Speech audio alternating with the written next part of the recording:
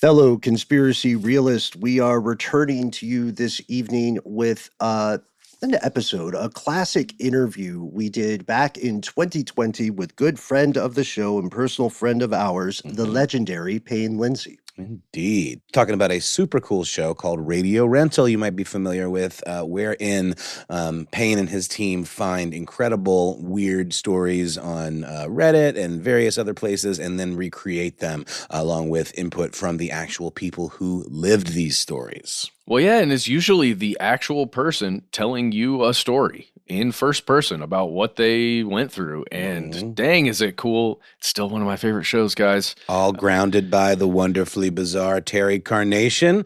Let's just address him like he's a real human, because he really is. Of course, he is portrayed by the incredible Rainn Wilson, but boy, does he inhabit that character wholly, and it's impressive and a lot of fun.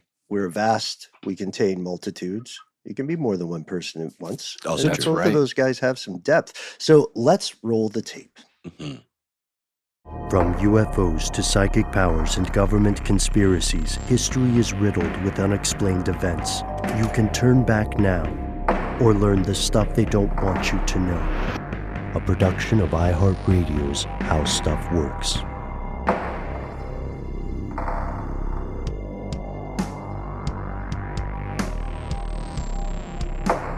Hello, welcome back to the show. My name is Matt. My name is Noel. They call me Ben. We are joined, as always, with our super producer, Paul Mission Control Deckett. Most importantly, you are here, and that makes this stuff they don't want you to know. This is a special episode for us. We're pretty excited about this. We have a returning guest today. Today, we're joined by our colleague, a longtime friend of ours, Payne Lindsey. That's right, the CEO and co-founder of Tenderfoot TV. Payne, people will recognize you as the creator and host of podcasts such as Up and Vanished, The Atlanta Monster, and your latest project, which is why we wanted to talk to you today, Radio Rental. Yes. Thanks for being on the show, man. Thank you guys. I appreciate it. Yeah, we've been listening to Radio Rental, and with the lights on. Well, yeah. For That's me, a good start. For me, I actually try and get to the darkest place I possibly can. I like to listen to it in my sensory deprivation tank. That's the best place, actually. Yeah. For me, it's in the car at night after I've driven home from work. Like it's getting late so early now here in Atlanta where we are. By the time I'm getting home, if it's like 6, 7, something like that, I'll sit in my car and keep listening to an episode on purpose because the show itself, and we're going to tell you exactly what it is after this, but the show itself has such an eerie quality to it that it almost intensifies the experience if you're just alone in a car and it's kind of cold. I don't know. I would Turn the recommend heat on, it. man. That's what they call a spooky driveway moment. Yeah, NPR made that, I think. Well, the purpose there is to like, in my mind and for me personally, it is to enhance the experience, like to get an even further sensory experience from something, right? Mm-hmm. And to my mind, what Radio Rental does with the sound design and the way the stories are told, it does give you this sensory experience of being there in a lot of these things. So let's start off by Payne. Tell us what Radio Rental is, as an overview, and then we'll start getting into some of this stuff. I mean, basically, at its core, Radio Rental is just weird, bizarre stories, kind of an homage to Are You Afraid of the Dark? And it's presented in this weird way where Rainn Wilson is playing this video store clerk who works in this old kind of 80s retro video store called Radio Rental. Radio Rental means, it's like British Cockney slang for mad or you've lost your mind. They'd say, you've gone Radio Rental. And rhyming slang, right? For like going mental. British Cockney rhyming slang, exactly. Yeah. And so it's my first anthology series where each episode is a new story. And there's about 2 to 3 stories in each episode.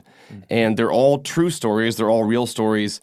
And it's the real people telling you them. And so there's other stuff like this out there where people do retellings of stuff, but we put a lot of effort into actually going to make the connection with these people, vetting them as much as we could, and flying out to them wherever the hell they are, and sitting down and interviewing them and making this kind of short story cinematic experience out of it.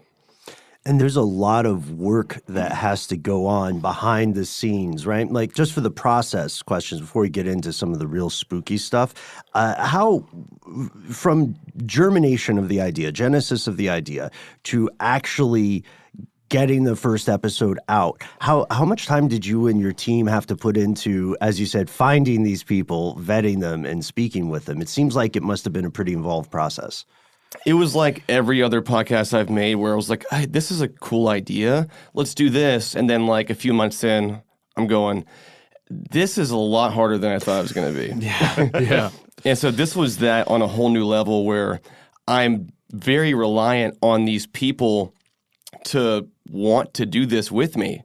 Because, I mean, I can find a really great story, but if that person is not interested in telling me that story, or maybe they are, but they sound really weird on the microphone or whatever, right? Mm-hmm. So there's so many factors that I can't control, which makes it kind of scary. So, I mean, initially I was looking all over the place and I didn't really even know where to find these types of stories or really what was going to merit a radio rental story to begin with. And I knew that in these first batch of episodes that whatever stories we put out there, that is going to be what radio rental is. It will always evolve from there, but I need to set the standard for what is a radio rental story. And, it's not every single story that you hear. It's not every scary story. It's this kind of in-between area where, you know it when you hear it. Like you hear another story, and if you've heard radio rental at this point, if you hear another story out there, you would know, okay, that's probably a radio rental story. And so I wanted to kind of coin that term and really kind of set the standard for, what you're experiencing and hearing. It was very difficult just to kind of find these people and make contact with a stranger on the internet with some weird username and convince them to let me fly to where they are and meet them in a hotel and record them for my podcast. So let's dive in a little bit deeper to something I was thinking of the entire time that I was listening to the show, which is out now and available wherever you get your podcasts. We do want to point that out. The full first season, right, is available right now. It's all out. And so we don't want to spoil too much of the specific episodes, but we do want to talk about some of the things. And one of the things that haunted me throughout listening is this subtle play of fact and fiction. This is a lot of this feels like there's some modern folklore elements to it. Sure. Which is why I love that you point out, Are You Afraid of the Dark? There's this kind of chilling campfire. It could be true element. Right. These are true stories because you did find, again, this is the part we should emphasize, Payne, you did find real people who told you these stories, right? Were there ever times where you felt the little line between like fact or fiction sort of blurred, or was it always to you? Was it always clear, or were there times where you were like, I don't know if I should be alone in a hotel room with this person? Oh, wow. Boy. I mean, there's definitely this line of where, there's a few stories in there for sure where you can't really rationally explain what happened. And just kind of structurally with what I was trying to build here, I wanted to have a good balanced mix of stories. I didn't want to come at you with the most unbelievable stories ever and just shock you where people are like, nah, this is just like unbelievable stories. I don't believe any of these stories. I wanted to hit you with a real thing that happened, definitive from the beginning. And so every now and then you get this little twist where you're like, ooh, I don't know. Like, I don't know how I can't explain that. Yeah. But I don't not believe it. Mm-hmm. And that's how I feel about some of these stories, where it's like in this line of, I don't know how to explain what happened, but I believe this person. But like, what happened? And so you're thinking about it, like scratching your head, like what the hell happened? I think there's a pretty good example of this in that first episode that Yes. we actually got to hear a sneak preview of a while back. But man, it's one of those that is a true story of something that really happened for sure. And then the story itself, as it's being told and as it's kind of revealing things as you go, you don't think, you're like, maybe this isn't real, maybe this isn't, and then it hits you right at the end, like, oh, this is a true thing that occurred. I remember this from the news. Mm-hmm. So let's talk about I'm calling it the flight. I don't know what you called it within the episodes, but we hear about this man's extraordinary experience doing something very ordinary, which is just taking a flight. Mm-hmm. Can you tell us a little bit about that story? Yeah, I mean, it starts off, he's a kid at the time, and he's flying from Paris to Miami. It's in December of 2001. Okay. And he was very familiar flying. He'd flown several times with his brother, and his dad was in first class, and his brother and him were in the back. And mid-flight, all of a sudden, this flight attendant starts screaming the word no. And obviously, anyone screaming on an airplane, nope, not a good thing, right? Even if they're screaming yes, it's still exactly. bad. It's like, that's called bad. the Mile High Club, is what that's called. Right, even that, you're like, what's Hey, come on, get me out of here. Yeah, screaming on an airplane, not a good thing. And so eventually that escalates to even louder, and he sees this kind of scuffle going on. And all of a sudden, someone passes up this fire extinguisher and hits this dude in the middle, square in the face. And he's like, what the hell is going on here? Chaos just erupts on the flight. Turns out there was a terrorist on board. His name was Richard Reed. And this is right after 9/11, so you can imagine being on that plane. I mean, that would be terrifying as hell. Yeah. And this guy, Richard Reed, he was 6'4", over 200 pounds. He had a bomb in his shoes, and he was attempting to light it with this box of matches. And the flight attendant saw this, probably assumed that he was trying to smoke a cigarette or something, not light a bomb. Yeah, just please But don't that's do illegal that. too. No fire on the can't do plane, that. please. Yeah, Yeah. sir, please don't smoke a cigarette. Yeah. And that escalates, and she reaches for the matches.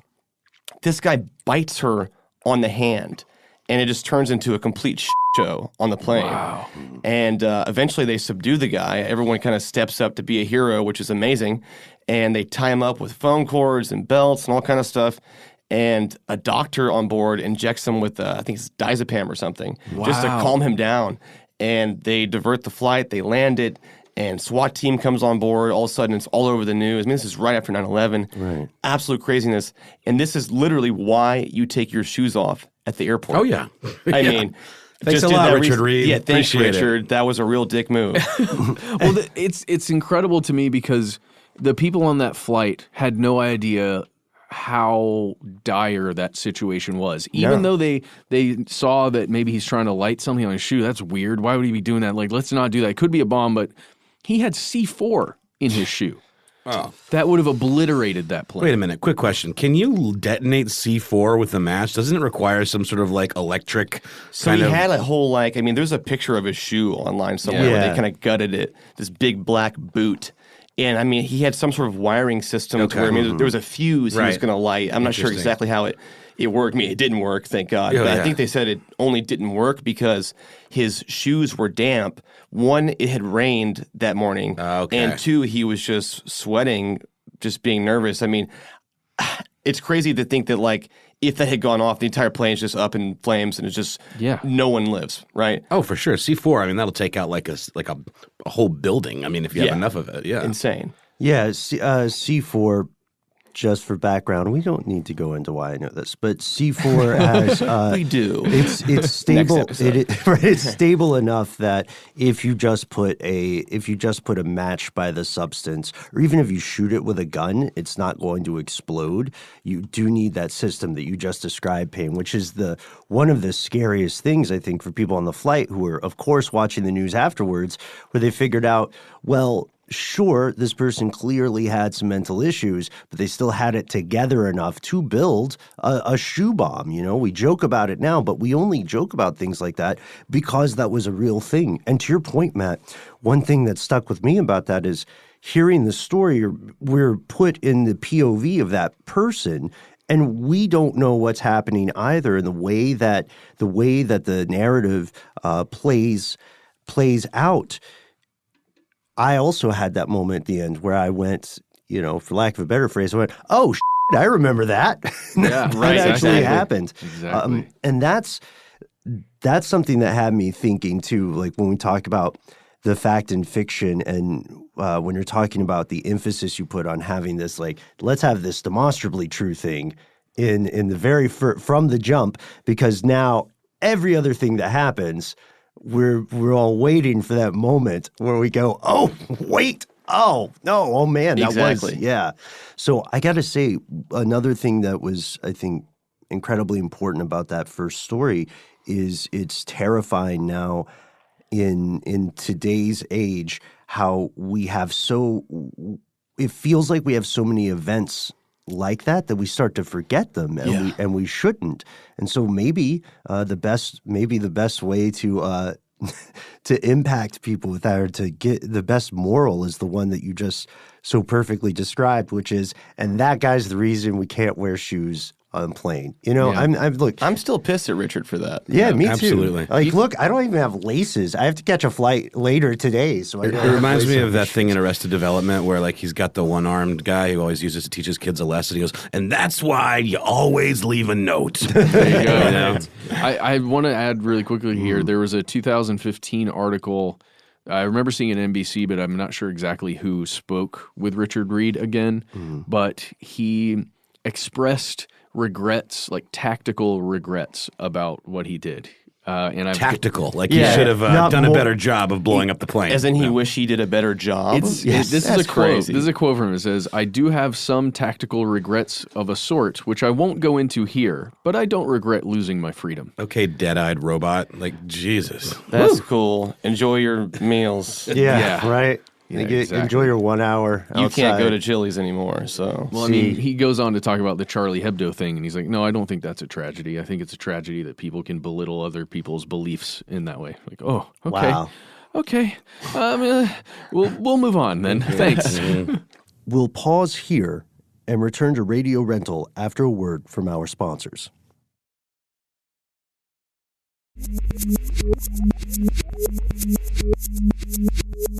And we're back. We can't really spoil this show, no matter what we talk about. You can. Well, A little bit. Yeah, I guess that's true. Well, we're talking about one. I mean, it's out now. Yeah, that's one episode or that's one story in episode 1. Right. There's a lot of stories, and there's at least 2 in every episode. I mean, I think there's over a dozen in this season. So, I mean, even when you think you've got it figured out, you don't, because we're trying to confuse ourselves while we're making this anyway. So. Everybody's confused. One story that stuck with me that actually that I went back and re-listened to and thought about for a few days is the story about the person who keeps receiving messages as someone gets closer and closer and closer to their house, basically. That that felt so Black Mirror-esque, you know, and it feels like that's the other thing. I don't want to be too repetitive, but that's one of the ones especially where I thought that could really happen. I got to go beef up where is my phone number on the internet? I need to watch out. Yeah.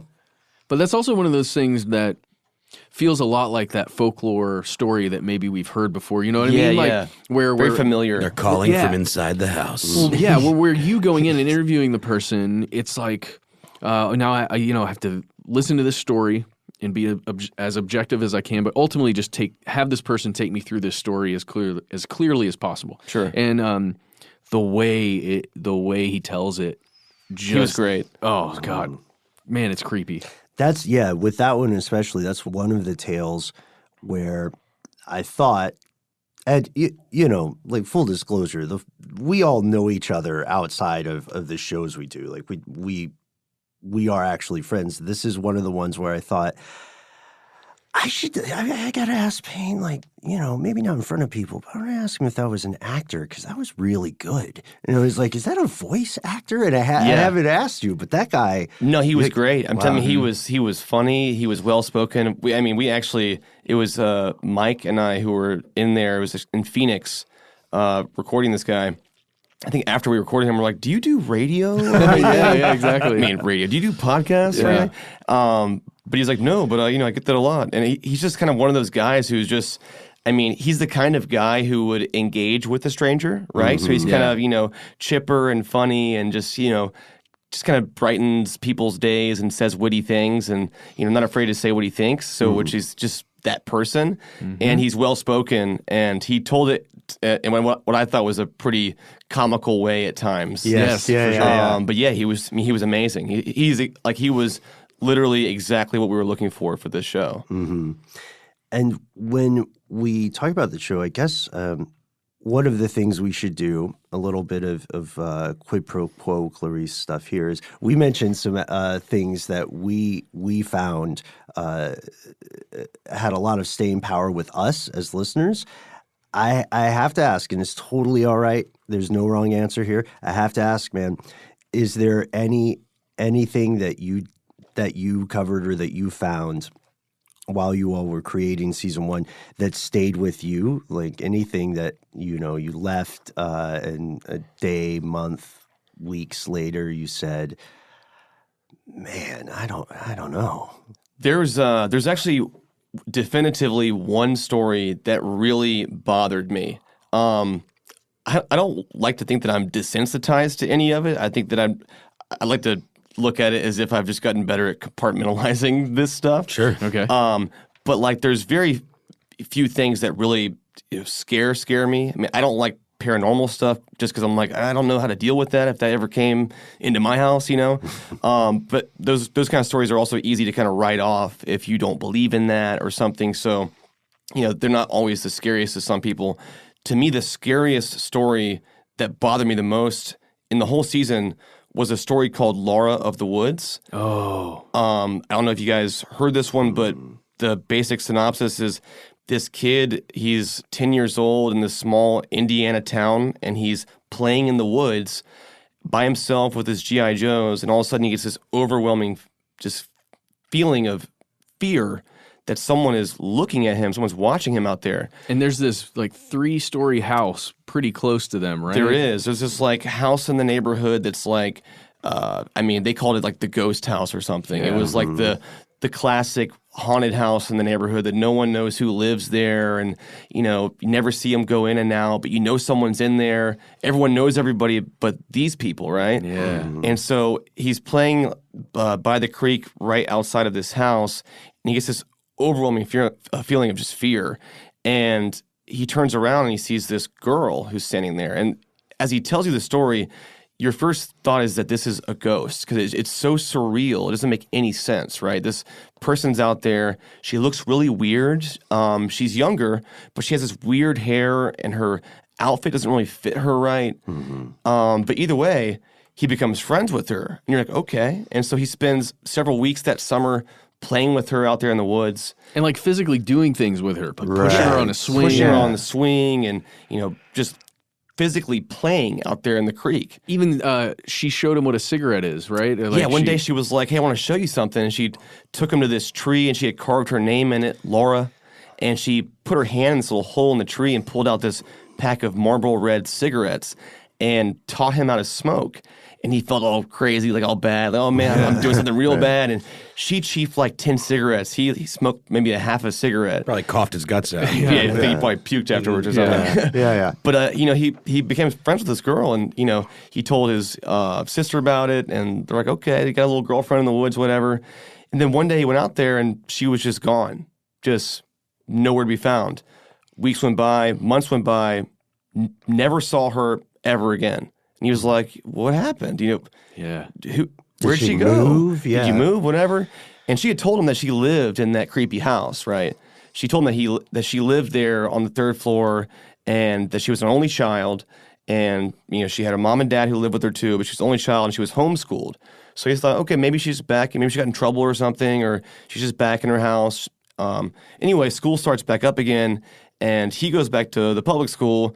And all of a sudden, that house, that creepy house, it goes up for sale. And so everyone in the neighborhood's like, I want to go see the inside of this house, right? And he's like, Mom, we have to go in here. Also, I want to see if Laura's in there, right? Like, where's Laura? Yeah. And so they go to this open house, right? And the mother is giving the tour, and he sees what is obviously her dad and then what is obviously her mother, because it looks just like Laura, like almost exactly like her in the face. So he's like, okay, that has to be your mom. Where's Laura? And so they're going through the tour, and then they stop on the 2nd floor, and the lady's like, yep, and that's the whole house. And he's like, I know that there's a 3rd floor because I know that's where Laura lives. And his mom asked the lady, it was like, hey, you know, like, I'm so glad to finally meet you. We've been here for years and we never knew who lived here. It's, you know, we're so curious. And she was like, yes, sorry, you know, we don't really leave the house much after our daughter died a few years ago. And he's like, holy shit. Yeah. Well, what or who was I playing with in the woods? And then the mom does this really creepy thing where she looks at him and says, what's wrong, boy? It looks like you've seen a ghost. And he's like stop. Chills down his spine.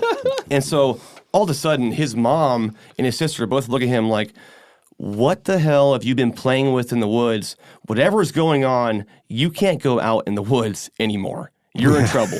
Yeah. And so he said one time he broke the rules and he did go back out there because he was convinced that Laura was being held captive in the house, that something bad was going on. It made no sense. There was no way it was a ghost. Why did they not show the third floor? What's going on with that? It didn't make sense, right? She was being weird. The ghost comment, and he physically touched her. He smoked the cigarettes with her, right? And so he goes out there one day, and he looks up at the house, and the mom's just on the third floor looking down at him, just staring at him.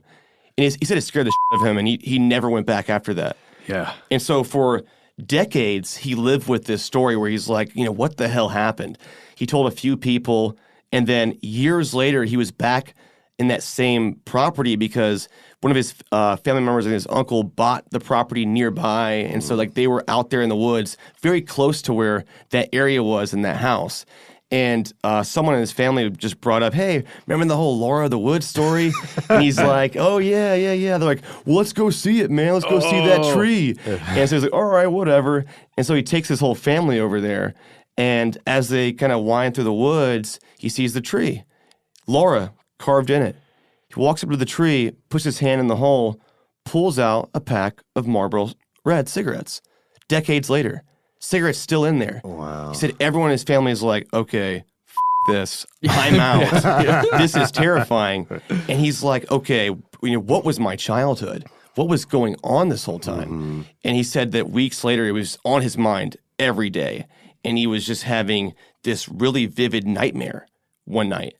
And he basically woke up and came to the conclusion that he had this nightmare where he was walking through the woods, and then he like saw Laura sitting on a bench, and then he like taps her on the shoulder, and she turns around and looks at him, and she grabs her hair and starts pulling on her hair and starts coming off, and it's a wig, and it was literally the mother the whole time pretending to be a little girl in the woods. Man. And once he kind of snapped, I guess, into reality and realized what it was, he kind of realized that he knew this all along, and he was just somehow suppressing it or something. And it was, I mean, for decades, it was a mystery. But to me, it was the scariest because it wasn't a ghost. What's scarier than a ghost? An old lady pretending to be a little girl in the woods. Because she's like snapped because or something out of grief or whatever. Right. That's intense, to me, man. Really scared me. And the guy was so genuine. It's a real story. And just like the way he was talking about it, I just, that's the one I just couldn't shake. I was like, this is just, gives me I don't even know. I just like, ugh. But it's like, that wouldn't have been in the news or anything. How do you find this guy? I found this story on Reddit. And what's funny is, actually Mike found it on Reddit. And it didn't have that many likes even. It was just kind of just buried in some subreddit. I'm not even sure which one. And I saw in the comments that some guy said, hey, that's my story. You stole my story. This didn't happen to you. Whoa. I originally posted this on some other random like band's website, like in their like forum. And so we go to that, and sure enough, this guy posted this story years earlier. This was like back in 2010. This guy posted this. Yeah. And I was like, what are the chances this guy gets back to me? And sure enough, he did. And I was like, man, this is like the scariest story ever. I hope he doesn't bail. And literally, he messed with the hotel. And the first thing he said was, hey, guys, I'm not going to lie, I almost bailed in the lobby. I was like, dude. Just because he was like having second thoughts on, should I tell this story? Like, should I, is this dumb? I was like, no, man, this is a genuinely scary story. And I believe you. Let's tell it. I mean, like, that's the thing about, some people if there are like doubters might want to say, this story isn't true or, whatever. But like, to be honest, on the other side of this, the production side of this, most of these people were very reluctant at times to tell all the details because they're real stories and they're just like any other interview subject who experienced something scary. They're like, yeah, no one's going to believe me, or, it was a horrifying experience that they're, cautious about reliving, Absolutely. And so that's really what we were experiencing most of the time is like people being like, I don't know. They're not just chomping at the bit to tell me their story for radio rental, right? Right. Yeah, exactly. If you really experience it, it's kind of scary, right? Yeah, and there's one thing that I respect immensely is I know that you and your team did a lot of fact checking too. Like, does this match up with this chronology, right? Absolutely. And what's interesting about Laura in the Woods in particular, which goes to something that you mentioned, Noel, is this absolutely could happen, and until there is a crime committed, an actual crime, there's no reason law enforcement would be involved. There's not a law against dressing up as your deceased child. Yeah. How would you write it? Yeah. Let's take a quick break and have a word from our sponsor, and then back with more from Payne Lindsey.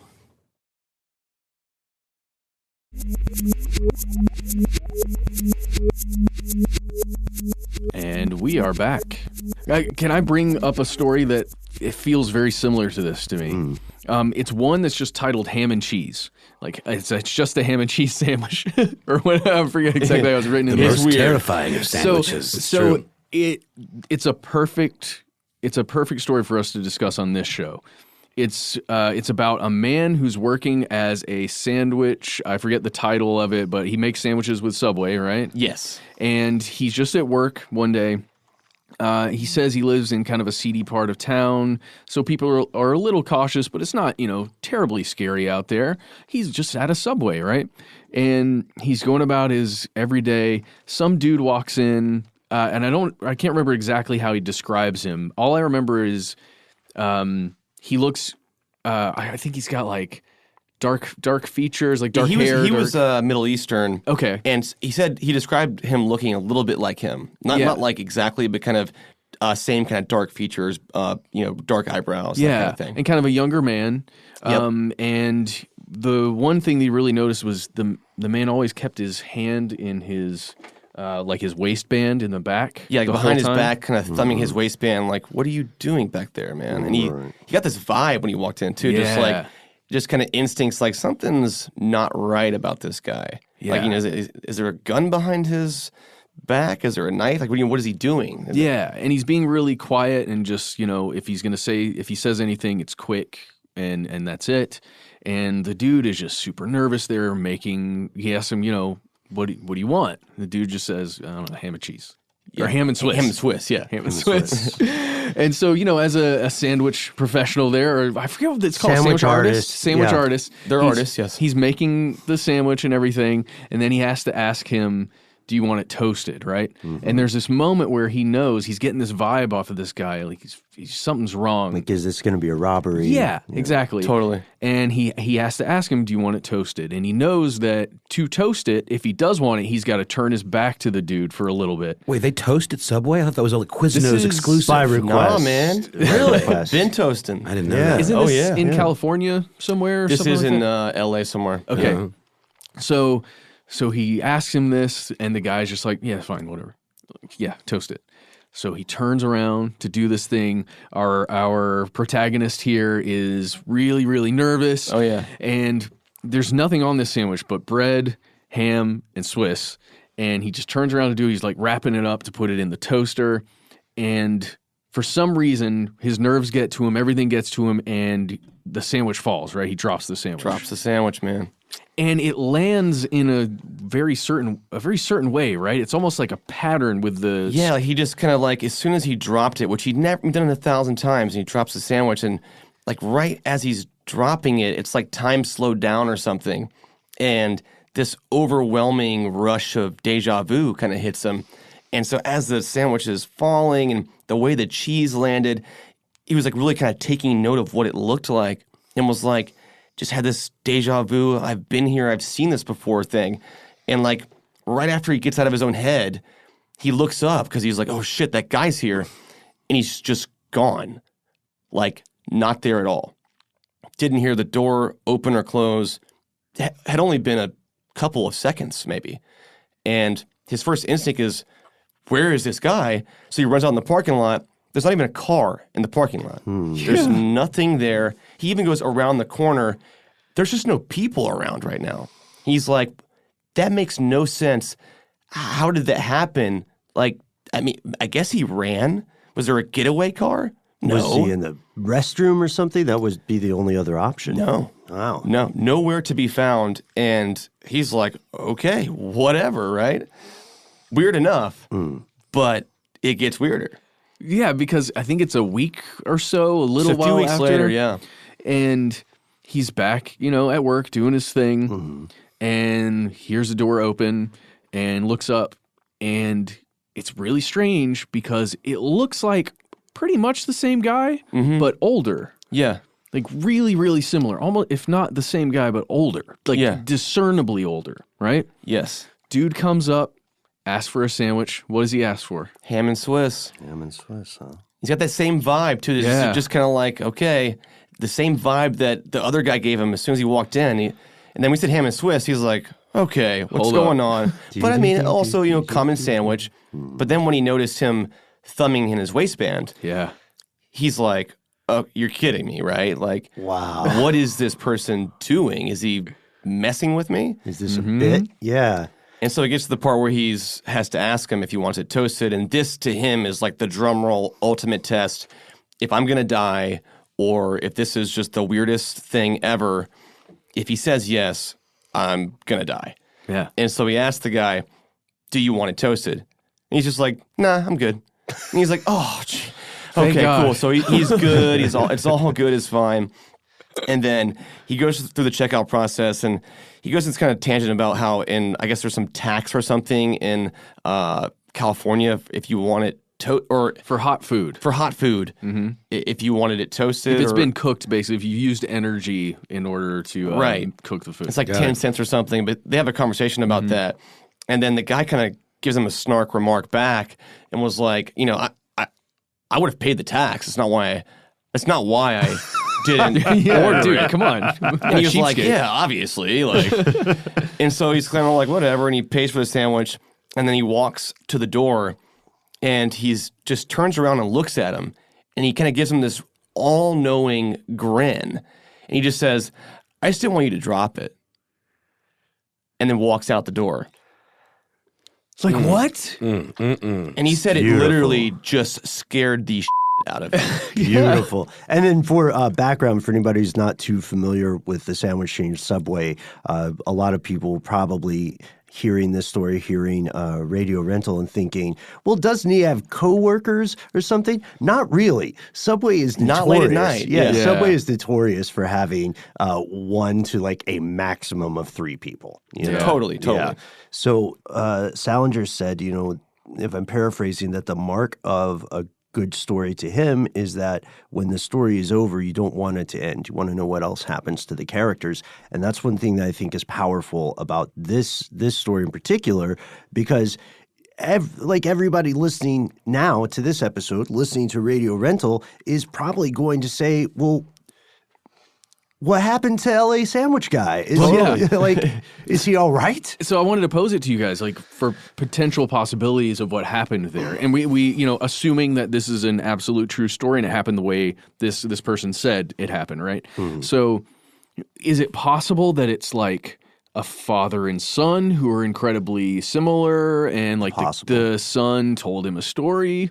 What do you think? Is it a time travel situation? Or is it a really elaborate kind of stalking, kind of like troll kind of situation? That's hit me. I don't know. Yeah, I mean, maybe, but why did he look so different and so much older? Only a couple of weeks later. Yeah. An elaborate prank sounds a little Rube Goldberg-esque for this, a little like the Mousetrap game, but the first thing I had thought of was, a familial relation, uncle, son, father, son, something like that, given the age difference. But to what end, though? I don't understand. What are you accomplishing?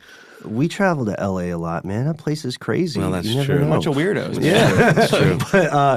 but that the familial relation could also explain certain physical habits, like tucking one arm back Just behind the pants. major coincidence, right? Maybe. I don't know. Maybe, but that's the thing, that's there are like we can all rationally accept 1 to 2 coincidences, right? But as coincidence, as they accrete over the course of something with the similarities, the sandwich, even though I think we're all being pretty fair in our skepticism, like you pointed out, Payne, you were like, well, it's a common sandwich, but but they make many different kinds of sandwiches. So we've got physical similarity, right? We've got physical similar mannerisms, same sandwich. We've got what appears to be a reference to the earlier situation. Right. One of the questions I would ask is, did the door ding when the guy opened it and walked out? Because we see him walk out, right? He remembers no sound of the dinging. The first time, right? Yeah, the first time. So, yeah, I don't know. It's almost like trying to figure out the nuts and bolts behind a magic trick, right? Yeah. I did have one pertinent question. He is in California. Yep. A certain substance is legal there. He is at work. Yeah. It's a Subway. Never stopped anyone at Subway, man. Oh, I totally Pretty asked sure him. that's required. I asked him, I was like, were you high? And he said he wasn't. Okay. Because that moment, I'm not saying I recognize this moment or identify with it, but the moment of like something happening like, oh man, I just dropped this sandwich I was making for somebody and I watched it hit the ground and it's intriguing to me for some reason or another. Right.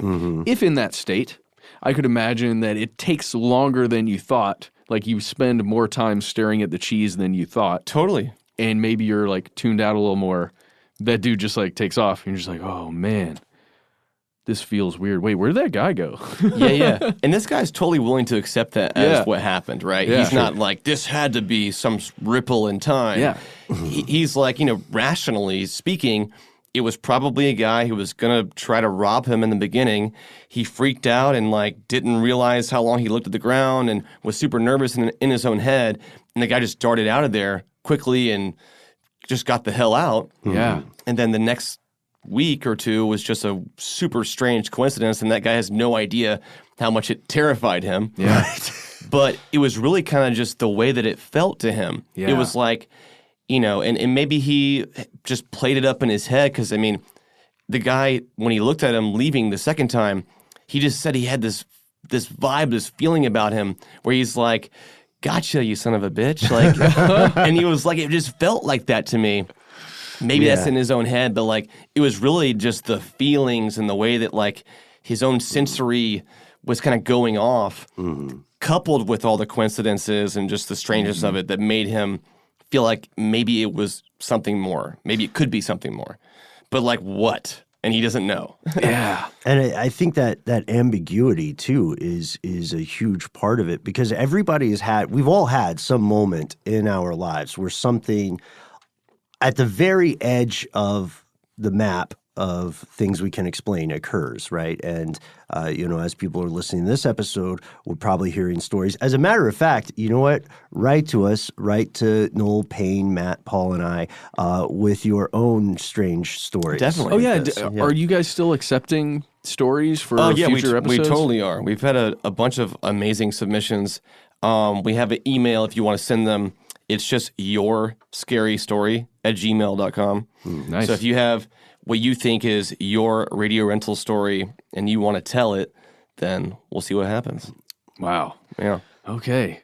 Well, we're getting close to time here. I do want to bring up, just before we close here, there are some stories in there about real encounters with killers. Oh, yeah. In radio rental. And I'm not going to spoil those because those are some of the most impactful stories within the show for me. I just want to mention some of the names. So like if you're interested out there listening to this and you want to look up some of these killers that I was somewhat unaware of before listening to this, you guys touch on Mark Godot the baseline killer. Yeah, in Phoenix, yeah. Mm-hmm. And there's a story in there that is so freaking creepy. That's one of the scariest ones, I think. I completely agree. Let me talk to you. Ah, stop. Okay, yeah. Can I talk to you? Yeah. Who was that, by the way? And who said, "Can I talk to you?" So, the lady that I was interviewing, she was really sweet and she had a great voice, and she just went into the character and was like, "Yeah, I went, opened the window," and he just said, "Can I talk to you?" And so That's her? said it, and we just kind of like altered her voice a couple times to kind of make it, but she whispered it several times in her interview, and I was like, wow, it was creepy hearing her just imitate him. Yeah, that's not right. And that's a story. I don't want to spoil any of that. There's another story about another serial killer that ends up getting encountered In Baton Rouge? In Baton Rouge, where there's that moment where this guy could have been picked up by police that night. If things would have gone one way, he could have also killed this person's girlfriend that night. And so when you think about just the concept of multi-universes, which we like to talk about a lot on this show, where all of these different things are occurring, somewhere out there within this realm, that the story that you have exists in this version of our reality where, again, I won't spoil it, but what happened in that story. Oh, yeah, totally. It's crazy. So what are Payne and Matt talking about? We won't tell you, but you can learn for yourself when you dive into Radio Rental. The first season is available in its entirety now, wherever you're listening to podcasts, wherever you found this show, probably. And we guarantee you it's a wild ride. Also, I love that we mentioned this earlier. Want to hit it again. You may end up being part of the narrative in subsequent seasons, if that is, you have a story of your own and you email Payne and his team. In the meantime, of course, Payne, as always, thank you so much for being so generous with your time, man. Thanks for coming on. It's always a pleasure. If you have not checked out Up and Vanished, then do check it out. If you haven't checked out Atlanta Monster, do check that out. Those are both available in their entirety. You can also check out the second iteration of Monster. Matt, are you okay if I plug this? Yeah, sure. As long as Payne's cool with it. Go for it. Let's do it. It's Monster Zodiac, which features our own Matt Frederick. It's called Monster the Zodiac Killer. And last thing, I'm just going to do it too. Go for it. Monster DC Sniper is going to be out right now if it's early January. So go search for it and subscribe. It's really great. Hosted by Tony Harris. He's a award-winning journalist. Okay, I'm done. I'm done plugging. Amazing. And that's our classic episode for this evening. We can't wait to hear your thoughts. That's right. Let us know what you think. You can reach us at the handle Conspiracy Stuff, where we exist on Facebook, X, and YouTube. On Instagram and TikTok, we're Conspiracy Stuff Show. If you want to call us, dial 1-833-STDWYTK. That's our voicemail system. You've got 3 minutes. Give yourself a cool nickname and let us know if we can use your name and message on the air. If you got more to say than can fit in that voicemail, why not instead send us a good old-fashioned email? We are the entities that read every single piece of correspondence we receive. Be aware, yet not afraid. Sometimes the void writes back. Conspiracy@iHeartRadio.com.